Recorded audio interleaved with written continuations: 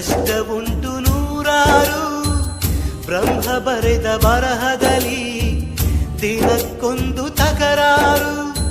ನ್ಯಾಯ ನೀತಿ ಧರ್ಮಗಳ ನೆಚ್ಚಿ ನಡೆದವರಿಗೆಂದು ನಾಲ್ಕು ದಿಕ್ಕಿನಲ್ಲಿಯೂ ಕಾಣುರೆಲ್ಲ ನಮ್ಮೋರು. ಅಳುವಿಲ್ಲದ ಅಳುಕಿಲ್ಲದ ನಿಷ್ಕಲ್ಮಶ ಮಡಿಲಲ್ಲಿ ಮಗುವಾಗಿಯೇ ದಿನ ಕಳೆಯುವ ಸೋದರರ ಕಥೆಯಲ್ಲಿ ಒಳ್ಳೆ ಕಾಲ ಬಂದೇ ಬರಬೇಕು. ಅಲ್ಲಿವರೆಗೂ ನಂಬಿಕೆ ಹೆಸರಲ್ಲಿ ನಗುತ್ತಿರಬೇಕು. ನಿನ್ನೆಗಳ ನೆನಪುಗಳೇ ನಾಳೆಯ ಭರವಸೆಯೋ.